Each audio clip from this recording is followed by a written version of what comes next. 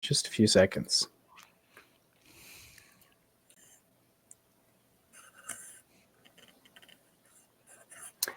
Hey, everybody, and welcome to the Just Face It podcast. Today is October 26, 2019, and today we have a very special guest.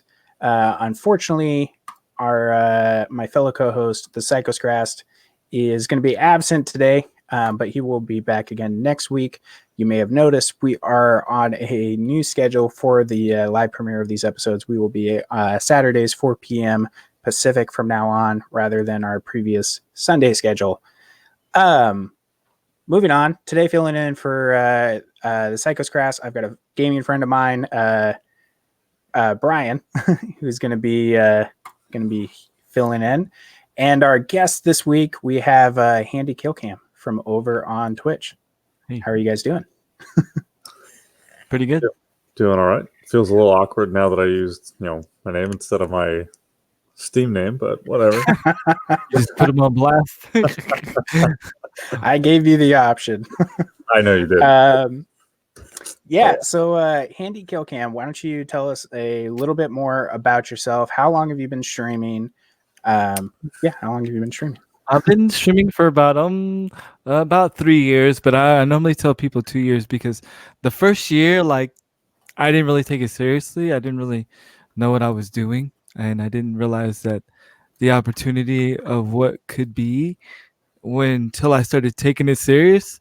Because, normally when you start streaming, you're just like, oh, whatever, I'm going to just do what I want, stream whenever I want to, and just whatever, say what I want to. But after the first year, I was like, oh, wow, I can actually do something. So I've been streaming about 3 years. I stream variety of games, mostly first-person shooters. I stream with a disability. I have cerebral palsy. Was born that way. I'm a more positive streamer. I try to keep everything on a chill level than some other streamers.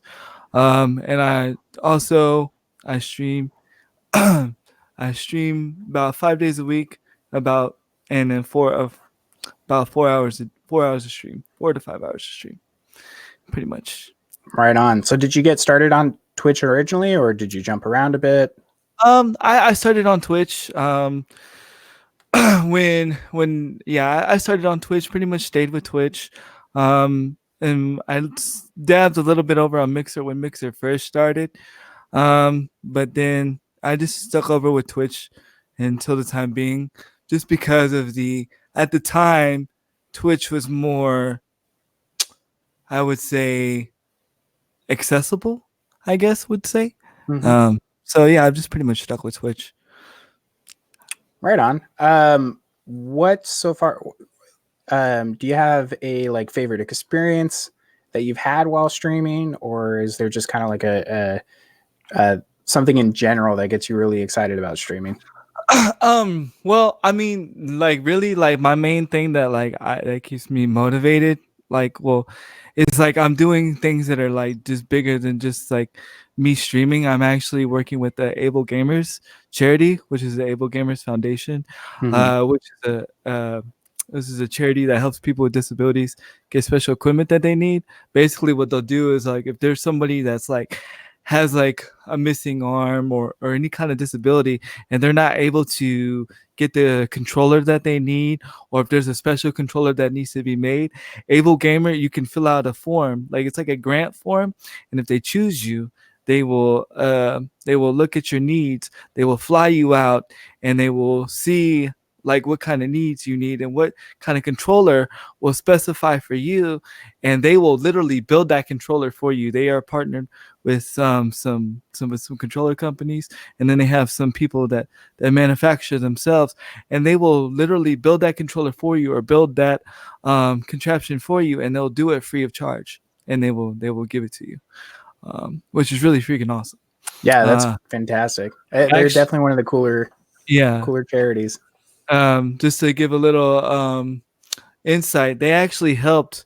They're actually one of the main helpers with Xbox to help make the Xbox adaptive controller that is now out. That big white square controller. Yeah. Yeah, they help you, for. Huh? have you had a chance to use that? Yeah, The actually, I have one. One was sent to me when I helped with the Cerebral Palsy Foundation. They sent me one, Mhm. but unfortunately, I have not been able to use it because there's a downside to the controller. Unfortunately, it doesn't come with any of the adaptive Yeah. equipment. You have to have your own adaptive equipment already. So if you don't have any adaptive equipment to hook up to it, it's just a white chocolate bar. Pretty much, it's pretty much what it is. It But is. it's cool I though. Yeah, I think it's kind of spendy right now, those adaptive controllers, but I think it's a step in the right direction. Right. You know what I mean? Like I think stuff like that will become cheaper over time once they learn how to manufacture it cheaper Right. and all that. But I think it's an awesome step forward. Hadn't seen any controller like that before. Right. So I think it's cool. I've been wanting to play with one, but I haven't had a chance because they Yeah. are spendy. Yeah. What do they Yeah. currently run? It's 150, I believe, for the base, and then they have this whole assortment of different attachments, Mhm. basically, depending on what your needs are, that you plug into it, Okay. and those all cost money as well. Yeah. Yeah, that adds up really quick. That's why if you really need something like that, you go hit up Able Gamers, and Able Gamers will help you out. And if anything, they'll just build you a controller straight up where you don't even need that where you don't even need the actual controller, the white controller, the white chocolate bar controller as I call it. So yeah, Yeah, it's pretty cool. I was really happy and sad at the same time when Microsoft announced that because there was a friend of mine growing up. Brian knew him as well. He had a spinal muscular atrophy, and used to go all the time over to play games at his house. It was one of the few things he could do was that and watch TV. So that's what we did. Went over and played with him. But it got to a certain point where he couldn't. We'd play a lot of racing games because he could. That way he could only use the joysticks because he couldn't Mhm. press any of the buttons. Mhm. But then he even got to the point where he couldn't do that anymore. I was just thinking when that came out, I was like, man, I wish he had a chance Yeah. to use one of those adaptive controllers. That That would would have been that would have that made would a have lot. been great. Yeah, he's passed away now, but I wish he had a chance for that. Yeah. But I don't It's know. Those are awesome. cool. It's awesome that the technology that they've come out with. There's even Yeah. a controller right now that I don't know if you've heard of it, but it's called a quad stick, and you literally use the stick. You literally use the whole controller by sucking and blowing, and it can do Oh, like that's over. cool. You I can have literally do like over 200 some commands. I have seen And that. I've seen yeah, that once before. Like it's watching them play with it is just absolutely incredible. Like the things that they can do, you would never guess. Like you would just think they were, a famous Twitch streamer or a famous player who was really, really good with the mouse and keyboard. mm-hmm. Yep. It's crazy. amazing to watch him play as first person shooters with it too.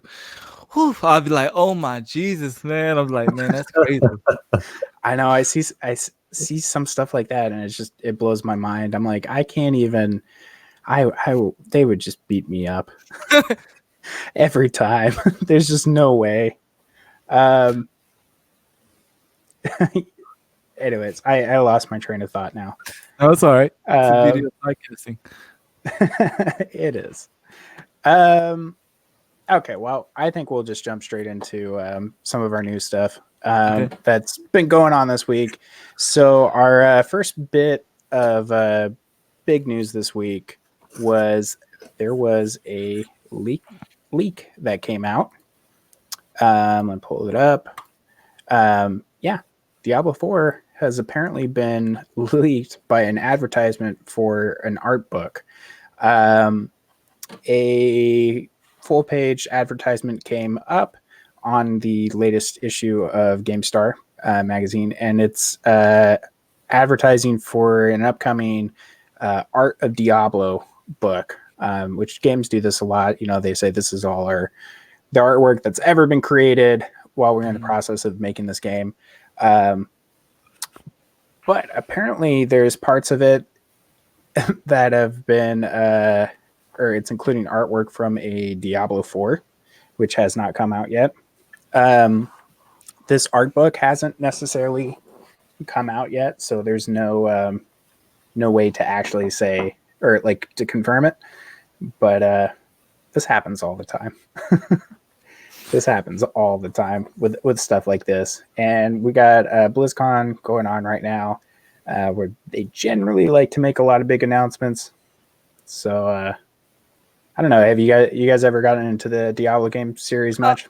I mean, to be fair, I played Diablo 2. I wasn't really much of a fan of the game, but I do know, from, doing a lot of research that it's probably a good thing it got leaked because a lot of the people were mad that Diablo 4 wasn't coming out anytime soon.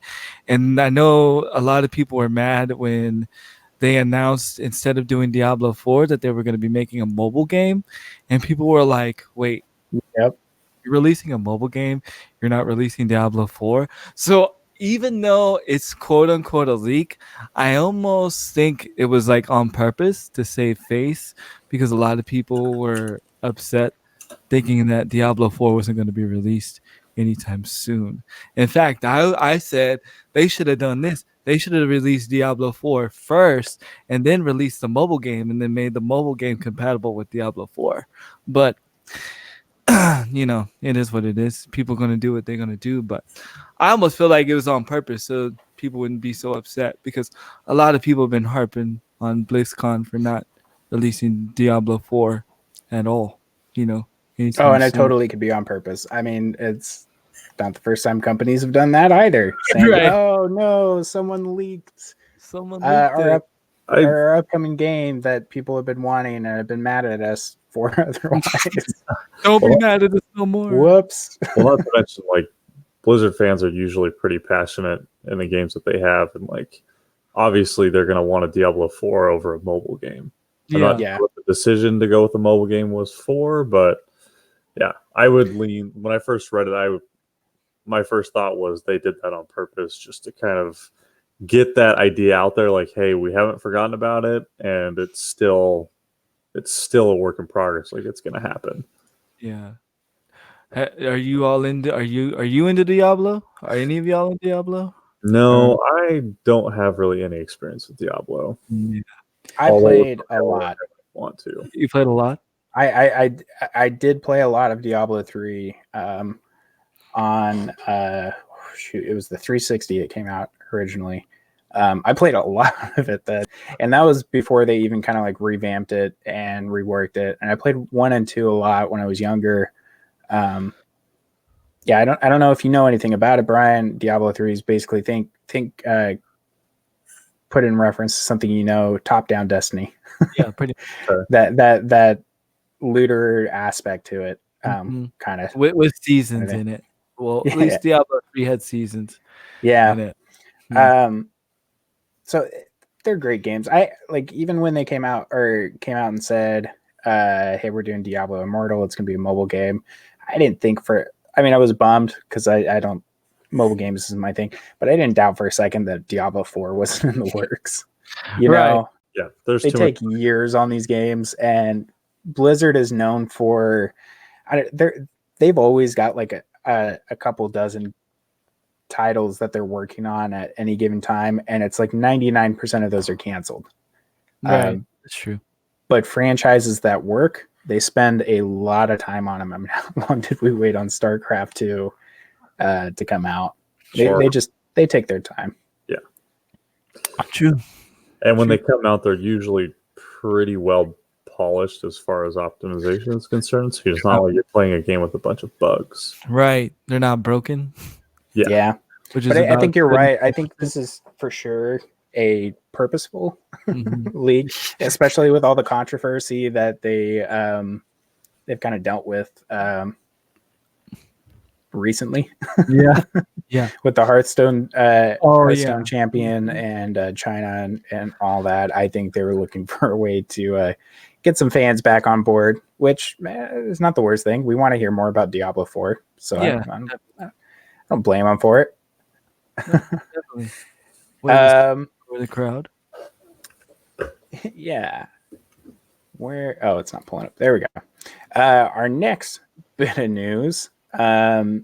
has to do with Bethesda. It has to do with Fallout 76.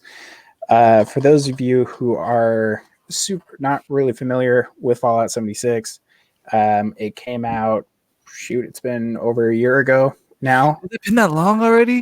It Damn. has. Oh my god. Fallout 76 came out. It was it flopped fairly hard. I'll say, and I'm trying to say that as nice as I can, honestly. It really, really struggled. It was missing tons of things that people wanted. It's been missing NPCs in the game, which has been a big thing that has made a lot of fans of the series very mad, because they are role-playing games, and role-playing games are really empty if there's no NPC. That's like 99% of your interaction. Right. So they've been missing those. They postponed. They were supposed to be coming out with this huge NPC update that'd be bringing a bunch of NPCs back into the game.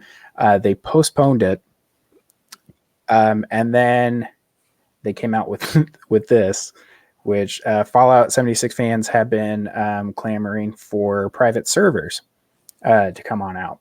So after they postponed the NPC update, Bethesda came out and said, "Hey, we're bringing you private servers. They're going to be costing $100 a year." Jeez. Which made a lot of people mad, because they feel like it's something that should have been included in the game anyways, especially since this game has just been plagued with nothing but issues. The collector's edition, the bags that they got from them look nothing like the photos that were advertised, and those took them 9 months before they even got their collector's items. Right.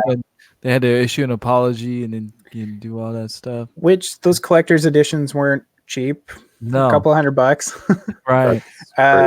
And then the game was missing just a whole slew of features and has been really struggling. Then they came out with the Battle Royale mode on it. Desperate Reach. Oh my god. Yeah, which that's never a good sign for a game or a studio for the most part, unless they're already on top. Perfect example of that. Fortnite was failing before they came out with their Battle Royale. I had bought it. I liked it. Nobody played it. And Epic was really struggling because of that. And then they came out with their Battle Royale and they shot straight up. And every other company's been trying to do the same thing since. But a lot of people are really mad at this, not only because of the cost, but since it's come out, it's very bugged. Apparently items you put in your stash, they end up getting scrapped. There's a whole slew of issues going on with this thing that people are paying $100 a year for. I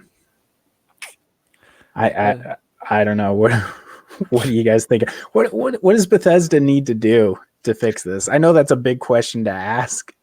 But they need to hire the people over at BlizzCon. That's what they need to do. They need to hire over the people at Blizzard. Go ahead. Sorry, I apologize. No worries. I think it's crazy though that they're going to charge a subscription for a game that's already has so many problems. That's already struggling. Subscriptions have kind of gone out the window. Like no game uses subscriptions anymore except World of Warcraft, essentially. But that game is polished. Like everything in that game generally works as it should, and if it doesn't, it's fixed right away. You're asking them to pay money on a monthly basis. $100 is not a ton, but it's enough. Like there shouldn't be that many problems with the game. But this is also one of those games that like it struggled so hard on launch that it dropped like immediately from its $60 price tag to like $25 like within 2 months. That's a bad sign. Yeah, it's very bad. I feel like they're just using the subscription to help to make their bottom line, because they're like Bethesda has been struggling. You know what I mean? And which was not a good way of doing so to get their money up. Unfortunately, like they're trying to rush, and unfortunately they're not polishing anything. And it's sad because you have all these other games that offer private servers, and they offer them for free. I mean, we were talking about Fortnite earlier. You could play Fortnite on a private server and you don't have to play nothing or pay anything. You could pay all these BRs that are probably, I mean, again, granted, they're not as big as quote unquote Fallout 76, but you have all these other games that have private servers and you don't have to pay nothing, but yet, oh, Bethesda, oh, please pay us $100 a year so you can have a private server that doesn't work, but thank you. We appreciate you. Yeah, I think it came down to years ago. They were sitting around the office thinking, "Hey, what can we do next to try and make some money?" People love Fallout. Let's let them play Fallout multiplayer. Mhm. And then they did that, but they didn't really like actually know what they wanted to do with the game. You know, it's Right. like, okay, you got PvP in it. The PvP is not great. Right. You got crafting in it. Crafting's not great. There's no NPCs. There's a story in it. The story's not great. Like they have there's battle royale. Battle royale is not great. They've got like all these. It's like a little bit of everything, but they're not good at. It's not the game isn't good at any one thing. Right. Mediocre Yeah. across the board. Right. Yeah. It's not structured. They have all these ideas, but they're not structured and they're not properly executed, you know? And that's why when I had the game, I luckily I was fortunate to get it for free. I didn't have to pay it.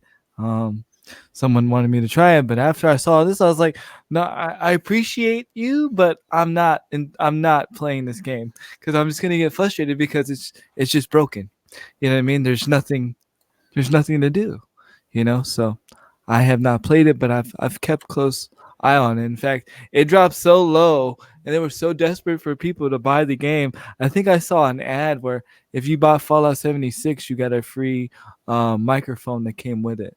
And I believe it was like a Blue Yeti microphone. Which those aren't cheap. No, Those are aren't worth cheap. way more than the game. Right. So if you buy your Blue Yeti, you get Fallout 76 for free. Yeah. They're Yeah, desperately reaching. it's It's sad.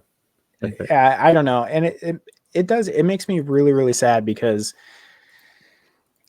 Fallout has been one of my like I'm an old school Fallout player. Like when I think of Fallout, I'm thinking 1 and 2, Right. New Vegas. I'm thinking more the Obsidian Entertainment era. Those people, Yeah. you're right. And I've been very very sad. I know it's not a popular opinion, but I've been very very sad since Bethesda took it over. Fallout 3. I mean, it was great. Like it was cool taking a top down isometric game and putting it in as a 3D first person shooter. Cool jump. It totally changed a lot of things in it, and it's really fun to play it that way. But it's always been missing a lot of the core concepts that have made Fallout games what they are. Fallout games, you can do anything you want, right? You can be whoever you want, and there's a lot of black comedy in it. 3 and 4, they missed the mark, I think, on a lot of that. It doesn't have a lot of that comedy to it, and it's just, I don't know, it makes me sad. Even if it was like a Fallout 4 where the story and the comedy were not great, but the shooting mechanics, the actual gameplay, that was really really good in Fallout 4. And if you could just take that and put it into a multiplayer experience, that would have been great. But they never. I don't feel like they ever actually came to that. I just feel like there's no real game testers anymore. You know what I mean? Yeah. Like, you know what I mean? Like nobody's really giving their opinion. Everybody's just like nobody's being real with these people that are game testing the game, and everybody's just like, oh, just worrying about getting their paychecks. You know? Oh, I'm just gonna say, oh man, this is amazing. Where's my paycheck? Oh man, this is great. Where's my paycheck? Knowing that you're about to release some crap. You know what I mean? So I don't know. It's just sad. As a sort of public service announcement to everyone out there who are, I want to say, Fallout fans, go play Outer Worlds. Is what I want to say. It's from Obsidian Entertainment. It's Fallout in space, like real original Fallout kind of feel to it. It's I'm gonna have to fantastic. check it out. Actually, I haven't And it's checked on it out Game yet. Pass. It's amazing. Yes. I love it. It feels like you're playing Fallout New Vegas, Nice. just with better shooting. Nice. And NPCs. And yes, NPCs, all about those NPCs. And then we've kind of got another sort of like PSA for everyone. We won't a little bit of news. We won't dwell on it for too long, but a couple games have been delayed without like hardcore release dates on them. Watch Dogs Legions has been pushed back, as well as the new Rainbow Six Quarantine, which was born out of Rainbow Six Siege. Those have been delayed, as well as The Last of Us Part 2. It's not bad news. Don't take it that way. No. Yeah. Me personally, I've always been of the attitude, take as long as you need to make a game. Like, yes, I want it here and now, but I'd rather you take the time to make it a good game. Right. But make sure it's a good game. Yeah. If you make us wait and it comes out and it's not a good game, it's going to be even worse. So there's always kind of like I've found there's always kind of like a fine line in watching delays on a on a game. Delayed once, that's fine. Delayed 2 times, it's okay. When you start getting into the 3 or more delays, that's when you start to get a little bit nervous and you start to what's going on. Let me ask you a question then. Final Fantasy VII Remake too long? Oh, what, 20 years? Yeah, 20 years. How long has it been? It's too long, but Yeah, it's finally coming out. Too long. And it's a probably good thing my co-host Psycho Crass isn't here right now. I'm sure he's a hardcore Final Fantasy fan. I'm sure he'd go on a long rant about that. Yeah. I don't know, but you can kind of like start to tell. This is the first time these games have been delayed. I think Last of Us might have been delayed once, but still, it's okay. It's not the end of the world. It's when they like really start pushing it out. We're delaying it for another year, and this is the 5th time we've delayed it, that you start to wonder There's about core development problems that are probably going to game pretty hard. Yeah. Yeah. I'm actually interested into the new Watch Dogs. I wasn't really interested in the series, but just the way that you can be like multiple characters, like I think that's pretty cool. I don't know how much the replay value would be, but just for a little bit, I think I would have fun doing that. I think there'd be a lot of replay value on it because they were very adamant that you can recruit and play as anyone. Every NPC in this world has a backstory, has strengths and weaknesses, and if you can convince them to join your side, you can play as them. Yeah. So I think just out of that, considering how many NPCs there usually are in Watchdog worlds and GTA games, there's a lot of replayability in just that. I'm excited. I think everybody got really excited when they saw that old granny in the water, breaking into the police headquarters and beating the crap out of everyone. Yes. That I want to do that. Yes. I can see a lot of, coming from a, streamer standpoint, I see a lot of streaming entertainment that can come from that. It's going to be fun. I think the vibe is going to be very similar to kind of like a GTA role playing kind of stuff going on. Even though it's not quite the same, I think that kind of atmosphere will be similar with that. It'd be really cool. Yeah, definitely. And then, another PSA. This is for our Discord users. There is a Discord bot that has been going around as malware called Spidey Bot that is stealing usernames, passwords, credit card info. If you're a Nitro member and got those on file there, they're stealing everybody's personal information. So if you are in a server, it might be good to go and check through all the servers you're in. If you see something called Spidey Bot in it, you may want to talk to the owner of the server or just leave if you don't want your information stolen. Yeah, a lot of people. I've been watching it on Twitter. A lot of people have been getting really mad at Discord. They're like, "Why aren't you keeping us safe? Like, you need to keep our personal information more protected than this." This isn't Discord, guys. This is the owner of that server went and downloaded a third-party program, which is what bots are. Discord doesn't make these bots. Random people on the internet do, and then they brought that in. So it's just another reason why you need to. And it's Do really know what you're installing. Yeah. Right. Do your research. But to be fair, I got a confession. I'm a Discord partner, and I didn't even know that was going on. This is the first I've heard of it. So yeah, they definitely should make a formal announcement. yeah. Well, they have on their Twitter, and I believe they have on their website as well. But I must not have been paying attention, I guess.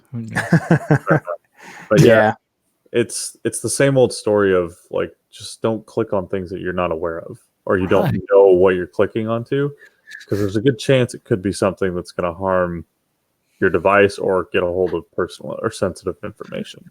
I feel like we're talking to the same people that click the Facebook messages that they don't realize. They're like, Yeah. "Oh, is it you? Wait, is it me?"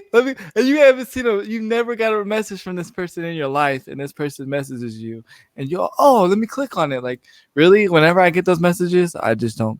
Nope. Yep. No. Trust me. If you wire $500 to that prince over in Nigeria, he will pay you back. Let me tell you what. Guarantee you. With interest. With interest, yeah. That's why we're all rich. Bitcoin. That's why we're all rich right now. Oh man, yeah. So check around on the servers, all you listeners. Check around on any Discord servers you're on. If there's a Spidey bot on there, talk to the server owner or leave the server if you don't want your information stolen. Yeah, just something to keep an eye out on. Our next bit of news was, it kind of made me laugh, which is why I'm bringing it up mostly. A Blizzard has forced a World of Warcraft guild to change their name. It's been several times they've been forced to change their name. They were going by the name Make Azeroth Great Again. Somebody reported them as it being an offensive title. Oh my god! The guild leader went through the went through it after they were forced to change their names. Went through the QA process and got it reverted back. Disputed it. Said this isn't an offensive name; it's a tongue-in-cheek name. And they said, okay, that's fine. Shortly after, it gets reported again, and auto ban changed, whatever you want to call it. Yeah, so apparently this has been going on multiple times. Nobody except that guild, I guess, wants to make Azeroth great again. I don't know. Nobody else likes the name, I guess. That's crazy, man. It's a little over the top. Still, Blizzard, you're already dealing with drama already. Why even don't just? I wonder if it's because if the Blizzard keeps changing the name because they're more upset that it's has any sort of like political tongue in cheek to the name, or if they're more upset that it's a jab at them and Azeroth. Yeah, that's my question. I mean, either way though, like, it technically has been shown, or it's been stated that it wasn't necessarily against their terms of use. So the fact that it keeps getting changed means they need to work on their review process, because it almost sounds like there's a bot like that's auto deciding, or like deciding these things on its own whether it's offensive or not, and it's taking care of it, because they keep getting it reverted back after they actually talk to a person one-on-one. So I don't know, maybe Blizzard needs to change their review process with that. I know they've had issues before in the past with World of Warcraft, and like people saying things in chat that aren't really necessarily, like, they're not offensive in any way. Maybe they're just kind of like borderline spam type things. Mm-hmm. And I've watched videos of streamers and people who will put out like World of Warcraft is great, all caps, out in general chat so that everybody can see it. And then they immediately get hit with like a ban, not allowed to be in the chat for, X amount of time. So it's just like the fact that it gets reported, they ban you first and then go back and review it versus actually looking at the situation. Yeah, that's why it makes me think it's automated. It's like when you're on Twitch or Mixer has the same thing.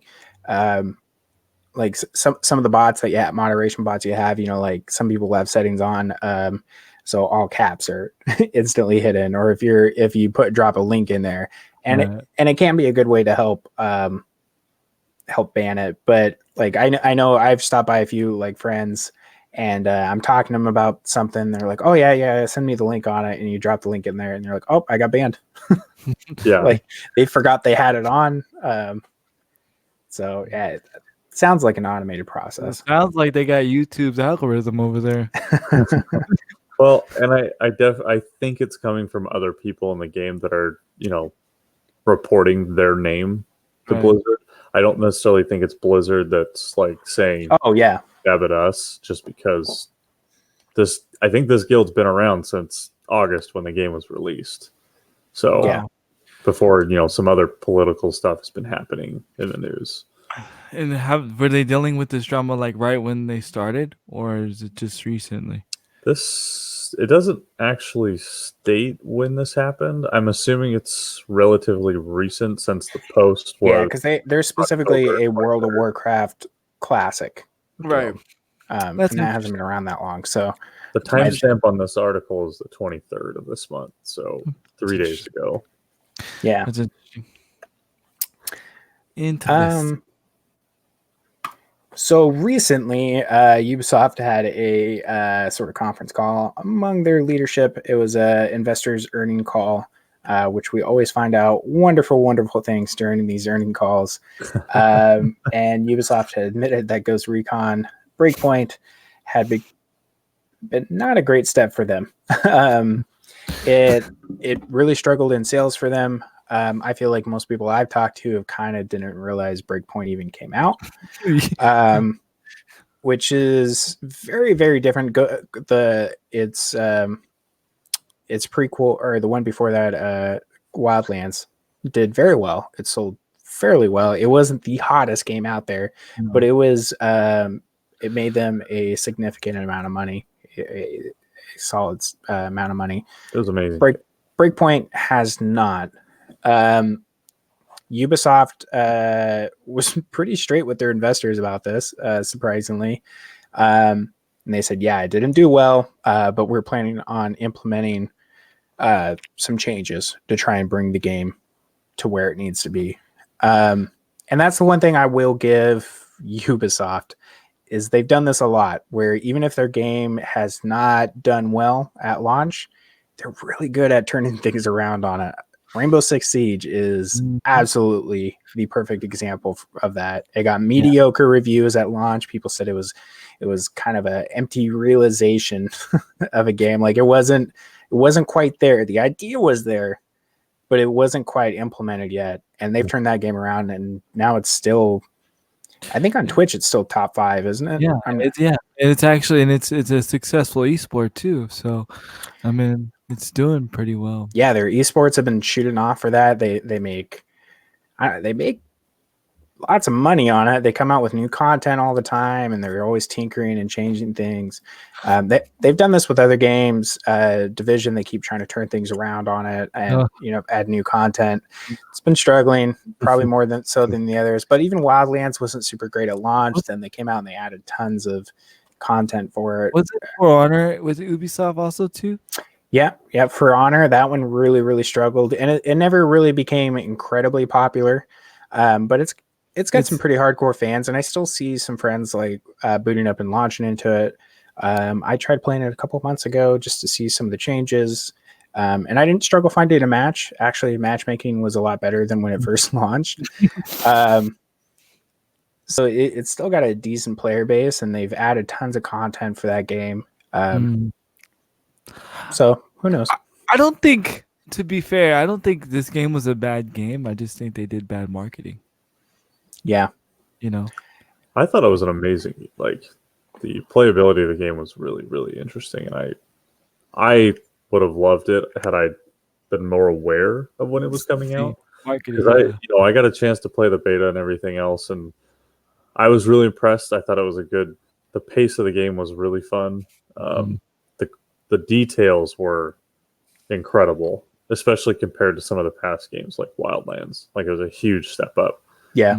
But yeah, I agree. I think it was just bad marketing, and that happens, I think, quite a bit with certain games. Right. It just flew under the radar. I don't think it had a good release date on it. It was too close to a lot of other big games. Wildlands came out in it was beginning of October, end of September, somewhere in there. I don't remember the actual date, but it was around a lot of other stuff that was coming out. Whereas Wildlands, it came out more towards the beginning of the year. I believe it was February release date. And one of my biggest complaints, and it wasn't on Ghost Recon's end, it was on more of Call of Duty's end. If you actually look at the trailer of the Ghost Recon trailer, the first one where the guy's like in the swamplands and he's walking, and you look at the trailer of Call of Duty when Sergeant Price is talking and he's walking, they're almost identical. Oh, really? Almost identical. If you watch, it's kind of like identical. Like when I first saw the Call of Duty trailer, like when Sergeant Price was talking or whatever, I was like, wait, is this the Ghost Recon that is being released? And then I was like, oh wait, this is Call of Duty. So I just feel like, I don't know, somewhere missed the mark, but I put that more on Call of Duty than I do Ghost Recon, because Ghost Recon's trailer came out first, but I just think a lot of the player base got confused, because I got confused. Yeah, I think it just kind of got stepped over. I think it's kind of got left behind, and a lot of people just didn't even realize it came out, which is unfortunate. Yeah, hopefully they'll turn things around, though. They seem pretty determined to turn things around. I think they will. I've got faith in them. I think they have a really good chance, simply because it's a really well done game from what I've seen, and I feel like it's going to be a lot easier to bring potential players into that fold rather than trying to get them into a game that's did bad because it was crap on release, right? Versus just not being aware, right? Yeah. I mean, in the long run, it might do better because it might get that hidden gem title. You know how we always have those games like they didn't do well because we didn't know about it, but then later on they're like, "Oh, this is the hidden gem game," and because it's titled the hidden gem, everybody wants to play it. Everybody has to have it in their library, so it might do better in the long run because of that. Yeah. Yeah. And then I saved kind of our last big bit of news we're actually running a little bit longer than I meant to today. So I'm not going to dwell on this for crazy long, but it was kind of one of the bigger news stories this week. The streamer Shroud has left Twitch for Mixer as another contract deal. Mixer has been scooping up big streamers left and right lately, it seems like. But kind of one of the big points of this was Twitch has been hiding his channel from people trying to look it up, which kind of seems kind of like the jealous ex-girlfriend, ex-boyfriend kind of thing to do. Now, if they hide his channel on Twitch, or if they didn't, and people are still watching it, does Twitch actually make money from this, or how does that work? Because I'm not familiar necessarily with the streaming platforms and like their code of conduct and policies. The only way Twitch still makes money from Shroud is if people are still subscribed to Shroud on Twitch, which is very possible. He had a lot of viewers, so I'm sure there's lots of people who just stayed subscribed permanently and just don't even think about it when it pulls the $5 out of or whatever. Okay. To be honest, that's what you want. that's what you kind of want as a Twitch streamer. You want people to just subscribe and then forget, because it's just how it happens. I subscribe to some people and I'm like, wait, why is this money coming out of my bank account? And I'm like, oh yeah, that's right, I'm subscribed to this person. You know what I mean? But that's how it happens. So right now, unless people are donating to him, which they still can even though he's off stream, That's really the only way but that's how Twitch is still making their money, but he's still making money from it too. Unless Twitch is just like, well, you're not getting this money anymore, which I don't think they would do that, but who knows? Yeah. So a big thing about this is he was one of the biggest streamers on Twitch, and then he leaves. He signs a contract, which Mixer pays them basically a salary. But them hiding it is not great. They're hiding his channel.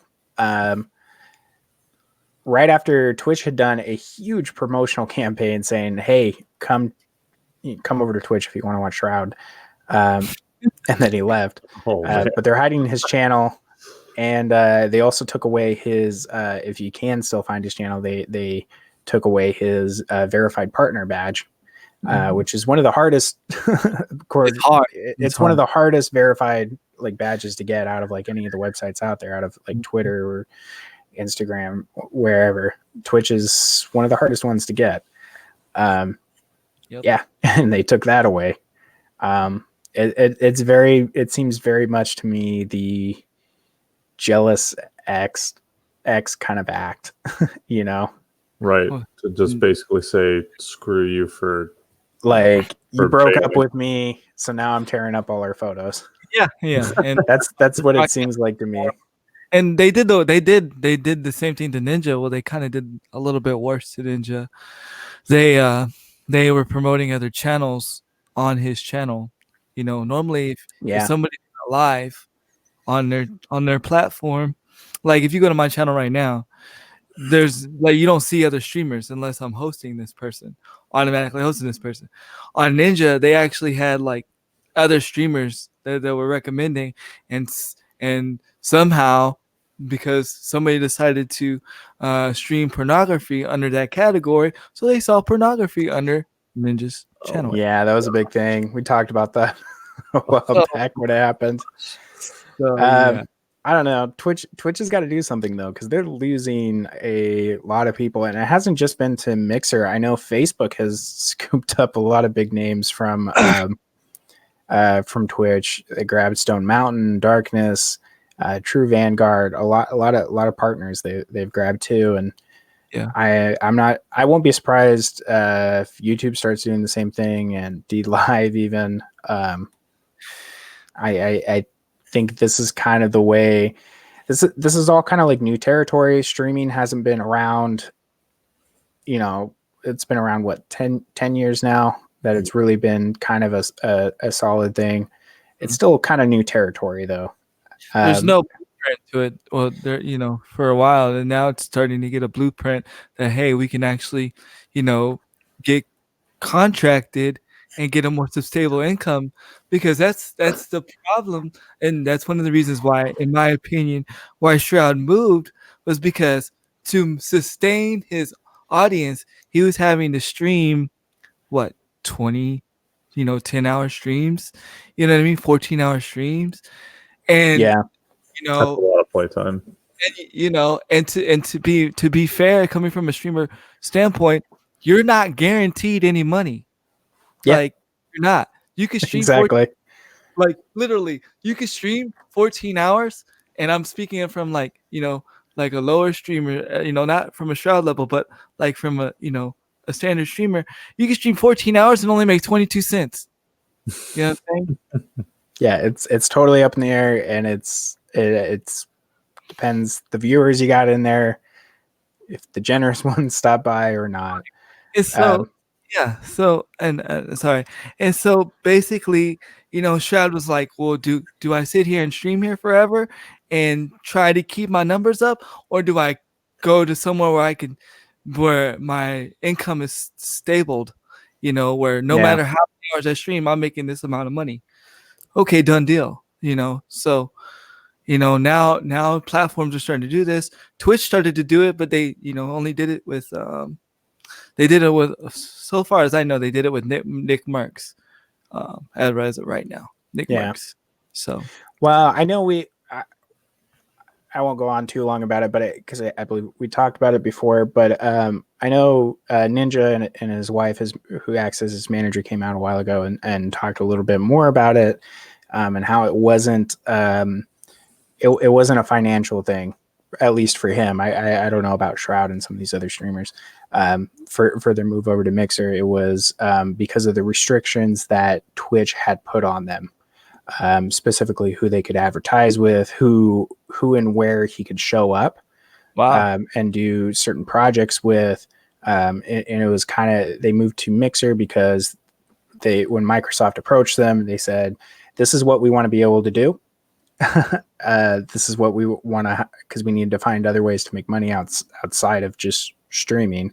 Right. And he's done that. He's shown up on ESPN and talk shows and all that kind of stuff. But you got to find other ways to make money. And Twitch was restricting them on what they could and couldn't do. So it's crazy to think about it. Yeah, it's crazy. I'm curious if like these kind of big moves, if Twitch is gonna readjust their restriction policies to kind of help motivate people to actually stay with it. I don't know, and I don't want to make it sound like I'm bad mouthing Twitch. I'm really not. Sure. I just want them to be better. Tomorrow I get banned. No, just kidding. I feel like Twitch has been stagnating for quite a while. I think since Amazon has, and I think they've been stagnating since shortly after Amazon acquired them. I think there's a couple things they're doing to make good progress. They've been talking about bringing multi-streaming and ad revenue for affiliates, but it is not a small streamer friendly platform in the slightest. I'm not talking about the people who stream every once in a while. I'm talking about people who actually like put time and effort in, and who actually do have interesting personalities on camera, like people who could make a big, like it's not friendly to them, and they put in these like the affiliate. Like I've never been a fan of it. I multi-stream, so like Twitch can ban me any second. Yeah, I'd say technically you're and yeah. I don't really care if they do that. There's only a couple of reasons why I keep Twitch, and it's for a couple of viewers that's where they like watching. But as part of their affiliate contract, which has a fairly low bar to get into, and you really don't gain that much out of it, except people can send you bits, and you can get subscriptions. You're restricted to only streaming to their platform. And there's a few other things like that that are all about exclusivity. I've never been a big fan of exclusivity, whether it's for streaming or whether it's for video games or whatever. I'm not a fan of it. I vehemently despise it. And I think Twitch needs to change things like that. I think they seriously do. In this, I agree, and this goes for all platforms though, except for YouTube. The one problem that all these streaming platforms have that YouTube doesn't have is a discoverability situation. Because right now, the only way to get discovered by the people is like, people like you're doing this podcast. It's more word of mouth based rather than with YouTube. You can go down an accidental rabbit hole and find a content creator that you actually like. You're like, whoa, I didn't even know this person existed. You know what I mean? And this person's cool, and you sub to him or whatever. And they right now, Twitch, Mixer, whatever, none of those have that. And so, it's crazy because, Twitch offered all these things to make people stay, as far as some of the not the ad revenue, but there was this other thing that they were saying it's going to be like Mixer. It was like these little coin things, but what people didn't realize, they're supposed to be like Sparks, but people didn't realize you don't get no money for them. They're just a point system for your stream, so you're not using a third party bot. So I think they just need to be more what's the word? More transparent, and they need to come up with better ideas, like you said. But the problem is they're offering there's a lot of confusion going around.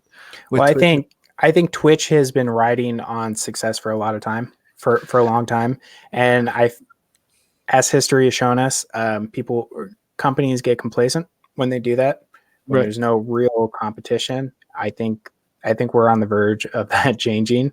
If you don't believe me, look at Xbox versus PlayStation, like Right. the last 2 decades of that. Perfect example was like going into the 360 PS3 generation. Sony got complacent and said people are going to buy our stuff no matter what. We're going to make it crazy expensive. We're going to put high quality parts in it, but it's going to be crazy expensive. Microsoft undercut them. Microsoft did way better for that generation, but then it immediately flipped around, right? Microsoft got complacent because of their success off the 360, and then Sony sold way better. And I think the same pattern applies to streaming platforms as well. I think you're seeing it. Twitch has been riding on this success for a long time because for a long time it's been the best platform out there for streaming. Not just because it's the quote unquote best one, but because it was the original. Justin TV and all that. Like this was where you watched video games. This is where you watched streamers originally, and they didn't really have much competition for a long time. But I think they need to change that. Definitely. I hope they do because I would like to see competition's great. There's always great perks for consumers, for viewers like us when companies are at each other's throats.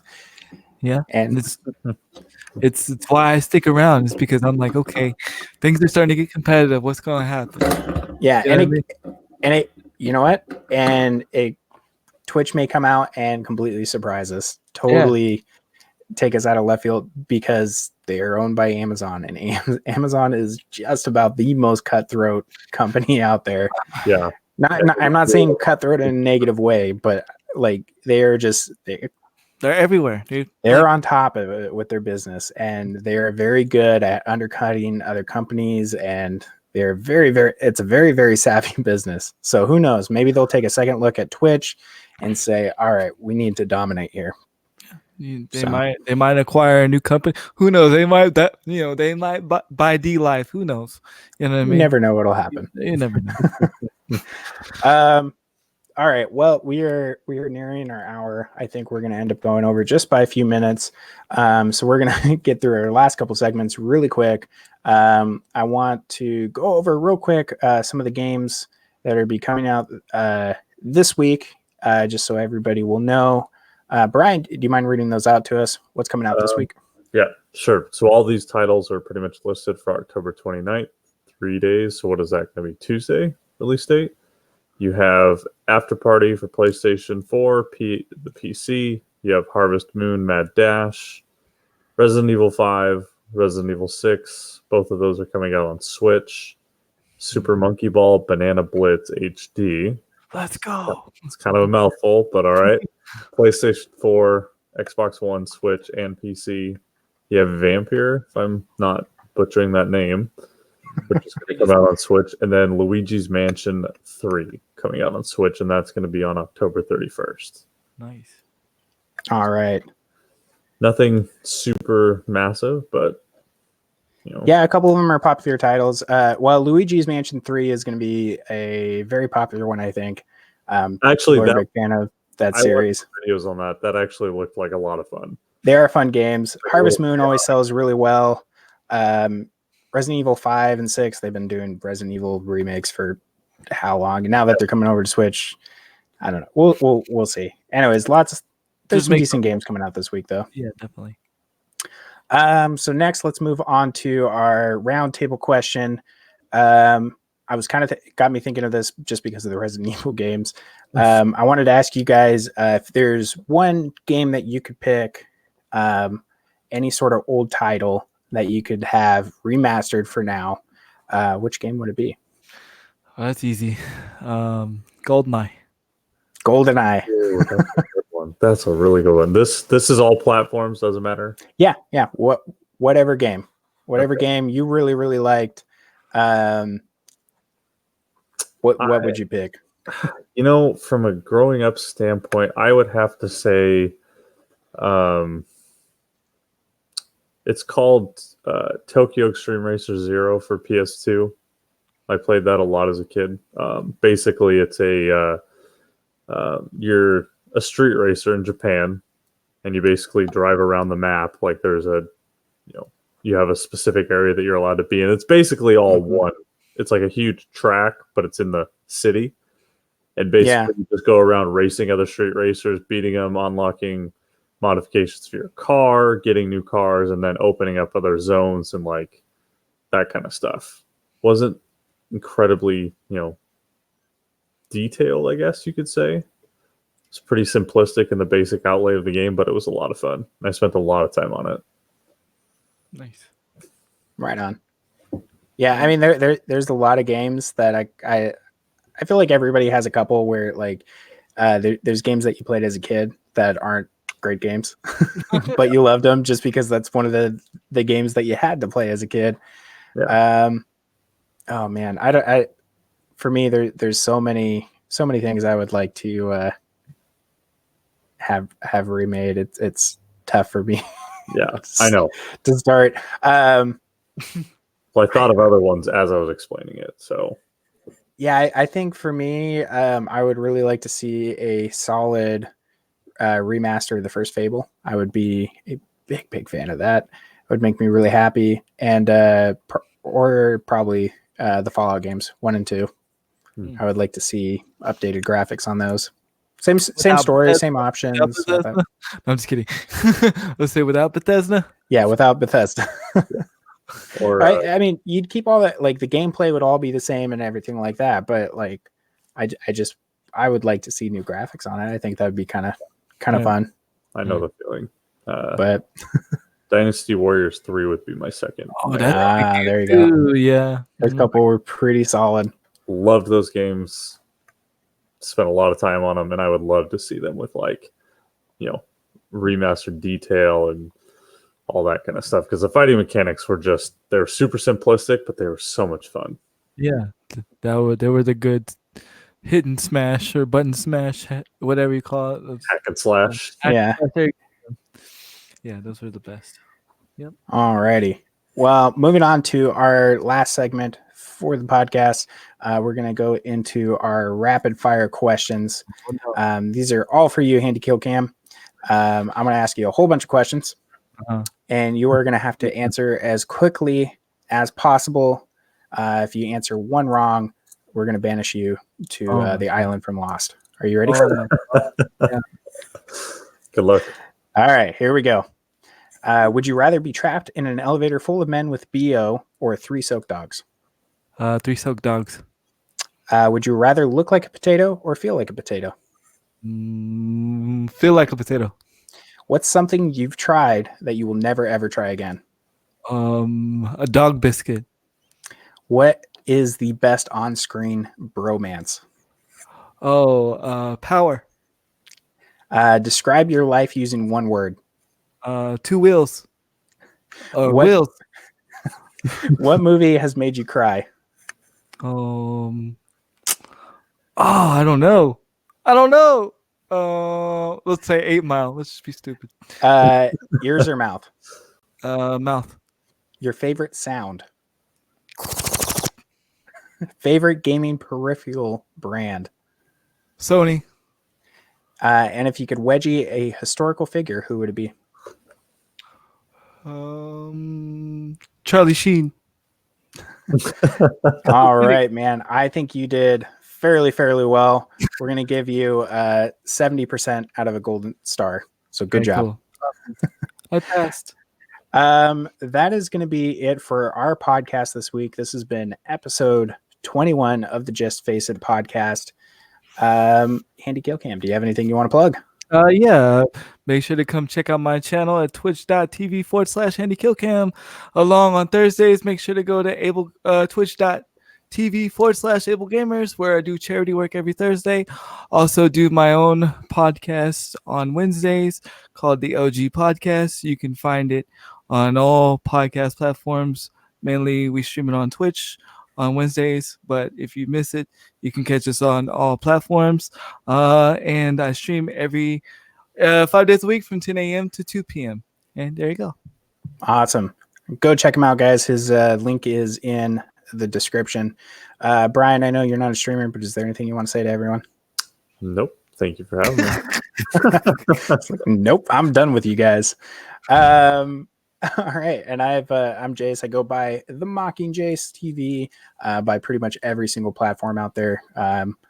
And this has just been the Just Face It podcast. Normally we've been streaming every Sundays. Today we've started moving over to Saturdays. So if you want to come catch out the live stream, you can check us out on Facebook and YouTube at 4 p.m. Pacific. If you guys have any questions, comments, or any suggestions on who you would like to see on as a guest on the show, feel free to reach out to us at justfaceitpodcast@gmail.com, message us over Facebook or Twitter, where we go by Just Face It Podcast, and we'll get back to you really, really quick. But that's it for us. We will see you guys next week. Bye.